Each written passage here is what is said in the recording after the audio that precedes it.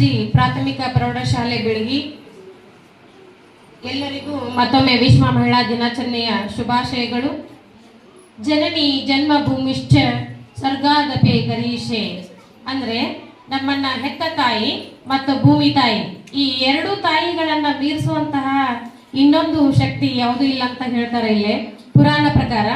ನಿಮಗೆಲ್ಲ ಗೊತ್ತದ ಗಾಡಿಗೇರಿ ಮೆಲ್ಲ ನಮ್ಮ ಶಿಕ್ಷಕಿಯರು ಕೂಡ ಹೇಳಿದ್ರು, ಇಲ್ಲಿ ಬಂದಿರತಕ್ಕಂಥ ಅತಿಥಿಗಳಾಗಿ ಆತ್ಮೀಯ ಪಾಲಕರಾಗಿರ್ತಕ್ಕಂಥ ಜಮ್ಗಿ ಮೇಡಮ್ ಅವರು ಹೇಳಿದ್ರು, ಹಿರಮೆಟ್ ಮೇಡಮ್ ಅವರು ಹೇಳಿದ್ರು, ಅದೇ ರೀತಿಯಾಗಿ ಇರ್ತಕ್ಕಂಥ ಇಲ್ಲೇ ನಮ್ಮ ಇನ್ನೊಬ್ಬರು ಅತಿಥಿಗಳು ಕೂಡ ಮಾತಾಡಿದ್ದಾರೆ ಸಾಕಷ್ಟು ಹೆಣ್ಣಿನ ಬಗ್ಗೆ. ನೋಡ್ರಿ ಇಲ್ಲಿ ಮೇಡಮ್, ಹೆಣ್ಣಿಂದ ಎಷ್ಟು ಹೇಳಿದ್ರು ಕೂಡ ಸಾಲದು. ಯಾಕಂತಂದ್ರೆ ಈ ಒಂದು ಪ್ರಪಂಚದ ಒಂದು ಬೆಳವಣಿಗೆಗೆ, ಪ್ರಪಂಚದ ಒಂದು ಅಭಿವೃದ್ಧಿಗೆ, ಈ ಒಂದು ಪ್ರಗತಿ ಎಲ್ಲಾದ್ರೂ ಐತೆ ಅಂದ್ರೆ ಅದು ಕೂಡ ಹೆಣ್ಣಿಂದ.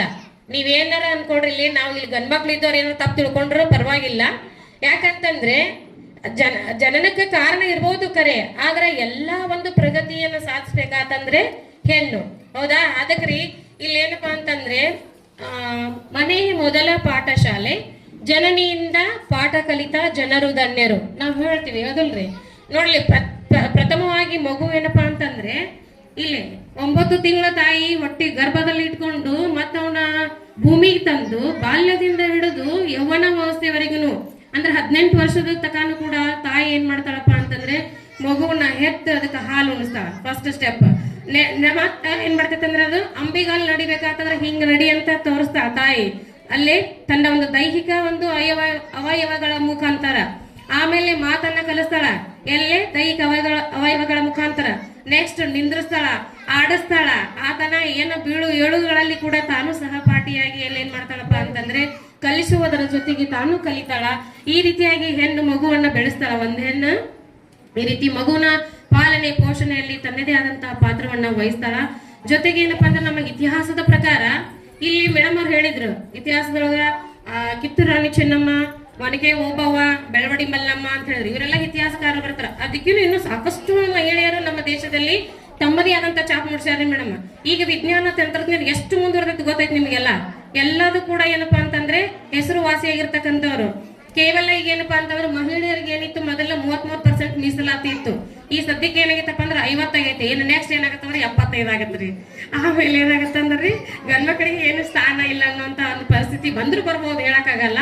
ಯಾಕಂದ್ರೆ ಇದನ್ನ ಹೇಳಾಕತ್ತಿದ ಉದ್ದೇಶ ಹಿಂಗಲ್ರಿ, ಗಂಡ್ಮಕ್ಳಿಗೆ ಏನು ಟ್ಯಾಲೆಂಟ್ ಇಲ್ಲ ಅಂತಲ್ಲ, ಬಟ್ ಹೆಣ್ಮಕ್ಳು ಆ ಟ್ಯಾಲೆಂಟ್ಗಿನ್ನ ಹೆಚ್ಚು ಮೀರಿಸುವಂತಹ ಒಂದು ಶಕ್ತಿ ಹೆಣ್ಣಿನಲ್ಲಿ ಐತ್ರಿ. ಹಿಂಗಾಗಿ ಎಲ್ಲಾ ಸ್ಥಾನವನ್ನ ಕಬಳಿಸುವಂತ ಶಕ್ತಿ ಹೆಣ್ಮಕ್ಳಲ್ಲಿ ಐತ್ರಿ. ಈಗ ನೋಡ್ತೀರಿ ನಿಮ್ಮ ಎಲ್ಲೆಷ್ಟ ಈಗ ಏನ ನೋಡಿದ್ರಿ, ಈಗ ವಸ್ತು ಪ್ರದರ್ಶನ ಇತ್ತು, ಅಲ್ಲಿ ಹೆಣ್ಮಕ್ಳು ಗಂಡ್ಮಕ್ಳು ಕೂಡ ಇದ್ರು. ನಿಮ್ ಮಕ್ಳು ನೋಡಿದ್ರಿ ಇಲ್ರಿ, ಈಗ ಈ ವಯಸ್ಸಿನೊಳಗನ ನೀವು ಆ ವಯಸ್ಸಿನಾಗ ಏನ್ ಮಾಡ್ತಿದ್ರಿ ಹೇಳ್ರಿ? ಇವೆಲ್ಲ ಇದ್ದುವ್ರಿ, ನಮಗೆಲ್ಲ ಈ ತರದಂತ ಸ್ಕೂಲ್ಗಳಿಗೆ ಹೋಗ್ತಿದ್ರಿ ನೀವು? ಇದ್ದು ಕರೇರಿ, ಅಂಗನವಾಡಿ ಬಾಲ್ವಾಡಿ ಅಂತ ಇದ್ದುವ್ರಿ. ನಾವ್ ಯಾರು ಹೋಗ್ತಿರ್ಲಿಲ್ಲ. ಒಬ್ರು ಯಾರೋ ತಿಳುವಳಿಕೆ ಪೇರೆಂಟ್ಸ್ ಏನಂತ ಹೋಗಿ ಕಳ್ಸಿದ್ರ ಹೋಗಿ ಬರ್ತಿದ್ವಿ. ಇಲ್ಲ ತಂದ್ರೆ ಏನ್ ಮಾಡೋದು, ಉಣ್ಣೋದು ಅಡ್ಡಾಡೋದು ಇಷ್ಟ ಮಾಡ್ತಿದ್ವಿ. ಈ ವಯಸ್ಸಿನ ಯಾಕಂತಂದ್ರೆ ಈಗ ಶಿಕ್ಷಣನೂ ಕೂಡ ಅಷ್ಟು ಏನಾಗೈತಪ್ಪ ಅಂತಂದ್ರೆ ಪ್ರಗತಿ ಪಥ ಸಾಧಿಸೈತ್ರಿ. ಜೊತೆಗೆ ಇಲ್ಲಿ ಗಾರ್ಗೈ ಮೈತ್ರಿ ಹೆಸರು ನೀವು ಕೇಳಿರಾಕಿಲ್ಲ ಮೋಸ್ಟ್ಲಿ. ಪಾಪ ನಿಮ್ಗೇನ್ ಗೊತ್ತಿರಲ್ಲ. ಎಜುಕೇಟೆಡ್ ಪರ್ಸನ್ಸ್ ಅಂದ್ರೆ ಶಿಕ್ಷಣವಂತಿದ್ದಂತ ಮಹಿಳೆಯರಿಗೆ ಗೊತ್ತೈತ್ರಿ. ಕೆಲವು ಹೊಲಕ್ಕೆ ದುಡಿಯಕ್ ಹೋಗೋರು, ಯಾವ ನಾ ಬುತ್ತಿ ಕಟ್ಕೊಂಡು ದುಡಿಯಕ್ ಹೋಗ್ತೀವಿ, ಎಲ್ಲಿ ಗೊತ್ತಿರ್ಬೇಕು ನಮ್ಗಂತದೆ, ಹೌದಲ್ರಿ?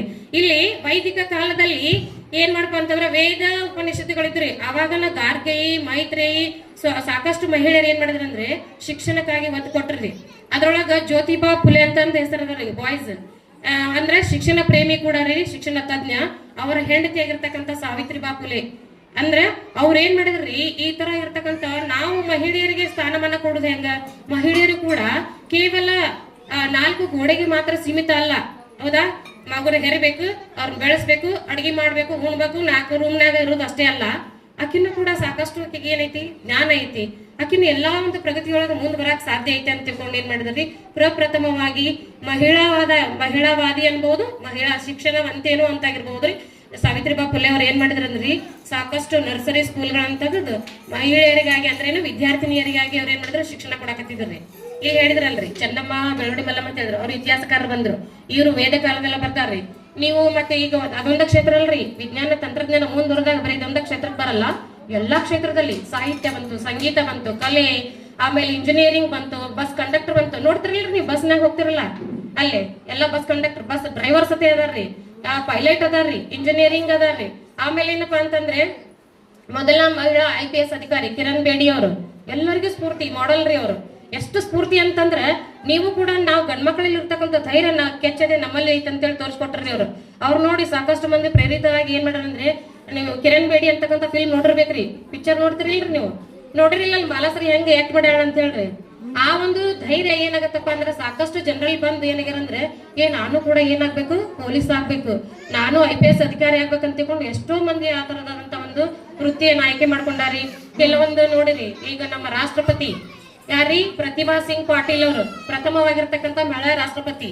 ಆಮೇಲೆ ಏನಾದ್ರಿ ಈ ಸತಿ ಇರ್ತಕ್ಕಂಥವ್ರು ರೀಸೆಂಟ್ ಆಗಿ ಯಾರದಾರಿ ಪೇರೆಂಟ್ಸ್.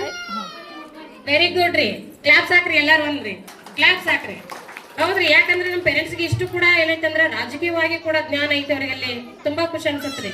ದ್ರೌಪದಿ ಮುರ್ಮು ಅಂತ ಹೇಳ್ರಿ ಈ ಸತಿ ಇರತಕ್ಕಂತ ರೀಸೆಂಟ್ ಈ ತರವಾದಂತಹ ಒಂದು ರಾಜಕೀಯ ಕ್ಷೇತ್ರ, ಆರ್ಥಿಕ ಕ್ಷೇತ್ರದಲ್ರಿ, ಸಾಮಾಜಿಕ ಕ್ಷೇತ್ರದಲ್ಲಿ, ಎಲ್ಲಾ ಕ್ಷೇತ್ರದಲ್ಲಿ ಕೂಡ ಏನಪ್ಪಾ ಅಂದ್ರೆ ಮಹಿಳೆ ನಾನೇನು ಕಮ್ಮಿಲ್ಲ, ನಾನು ಕೂಡ ಎಲ್ಲದ್ರಾಗ ಬಲ್ಲೆ ಅಂತಕ್ಕಂಥದ್ದನ್ನ ತೋರಿಸ್ಕೊಟ್ಟಾರ. ಹೌದ್ರಿ, ಈ ರೀತಿಯಾಗಿ ಎಲ್ಲಾ ಕ್ಷೇತ್ರದಲ್ಲಿ ಕೂಡ ಮಹಿಳೆ ತನ್ನದೇ ಆದಂತ ಚಾಪು ಮೂಸಾಳ. ಈಗ ನಿಮ್ಮ ಕೂಡ ನೀವಿಲ್ಲಿ ಇರ್ತಕ್ಕಂಥವ್ರು ನೀವೇನು ಸಾಮಾನ್ಯ ಅಲ್ರಿ, ನೀವು ಇಲ್ಲಿ ಕುಂತಿರಲ್ಲ ನೀವೇನ್ ಸಾಮಾನ್ಯ ಅಲ್ಲ. ಈಗ ಕಣ್ಣಿದ್ರಾಗ ನೋಡಿದ್ರಿ ಇವರೆಲ್ಲ ಏನ್ ಮಾಡಿದ್ರು, ಮಹಿಳೆಯರ ಕುರಿತು ಸಾಕಷ್ಟು ಮಾತಾಡಿದ್ರು. ಅವ್ರ ಮೇಡಮ್ ಅವರು ಎಂತ ಚಂದ ಹಾಡಾಡಿದ್ರೆ ಆಯ್ತಿಲ್ರಿ. ಇಲ್ಲೇ ಎಕ್ಸಾಂಪಲ್ ಎರಡು ಮಾತನಾಡುವಂತ ಕಲೆ ಇದ್ದವ್ರ ಅದಾರ, ಸಂಗೀತ ಪ್ರೇಮಿಗಳದಾರ, ಇನ್ನು ನಿಮ್ಮಲ್ಲಿ ಸಾಕಷ್ಟು ಜನ ಅದರಿ.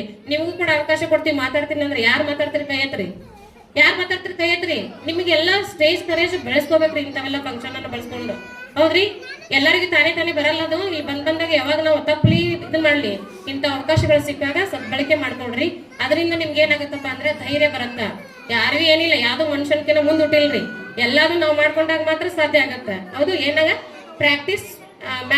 ಪ್ರಾಕ್ಟೀಸ್ ಮೇಕ್ಸ್ ಮ್ಯಾನ್ ಪರ್ಫೆಕ್ಟ್ ಅಂದ್ರೆ ಏನು, ಯಾವಾಗ್ಲೂ ಸತತವಾದಂತ ಪ್ರಯತ್ನ ಇದ್ದಾಗ ಮಾತ್ರ ಸಾಧ್ಯ ಆಗತ್ರಿ. ಈಗ ಒಬ್ಬ ನಾ ಶಾಣೆ ಇದೀನಿ ನಾನು ಓದ್ಲಾರ ಮಕ್ಕೊಂದ ಎಕ್ಸಾಮ್ ಬರಿತಾನ್ರಿ ಇಲ್ಲ, ಅದಕ್ಕೆ ಏನ್ ಬೇಕ್ರಿ ಪ್ರಾಕ್ಟೀಸ್. ಎಂತ ದಡ್ಡ ಅದನಂದ್ರು ಪ್ರಾಕ್ಟೀಸ್ ಮಾಡಕತ್ರಿ. ನೋಡ್ಬೇಕ್ರ ಆ ಶಾಲೆ ಹುಡುಗ ಅವನು ಎಲ್ಲಿ ಪರ್ಸೆಂಟೇಜ್ ಅವನ್ ಏನ್ ಮಾಡ್ತಾನ 100 ತೆಗಿತಾನ. ಏನು ಬರೋಲ್ಲ ಅಂತಿದ್ರಲ್ರಿ ಮರ ಫಸ್ಟ್ ತಗೊಂಡ್ ಯಾಕೆ ಪ್ರಾಕ್ಟೀಸ್. ಅದ ನಿಮ್ ಏನ್ ಮಾಡಿದ್ರು ನೋಡ್ರಿ ಮೇಡಮ್, ಪ್ರಯತ್ನ ಮಾಡಿದ್ರಿ ಯಾವ್ದಾದ್ರು ಮಾಡಕ್ ಸಾಧ್ಯ ಐತಿ. ಇಲ್ಲಿಯೂ ನೀವು ಇವತ್ತಿಗೆ ಕುಂತವ್ರು ನಾಳೆ ಇಲ್ಲಿ ಬರ್ಬೇಕ್ರಿ, ನಿಮ್ಮನ್ನ ನಾವು ಕರೆಸ್ತೀವಿ, ಐಡೆಂಟಿಫಿಕೇಶನ್ ಮಾಡ್ತೀವಿ. ನಿಮ್ಮಲ್ಲಿ ಇರ್ತಕ್ಕಂಥ ಪ್ರತಿಭೆ, ಹಾಡಾಗ್ಲಿ, ಭಾಷಣ ಆಗ್ಲಿ, ಪ್ರತಿಯೊಂದು ಕ್ಷೇತ್ರದಲ್ಲಿ ಕೂಡ ಕೇವಲ ಅವರಷ್ಟೇ ಆಯ್ಕೆ ಮಾಡ್ರಿ ಅನ್ಕೋಬೇಡ್ರಿ.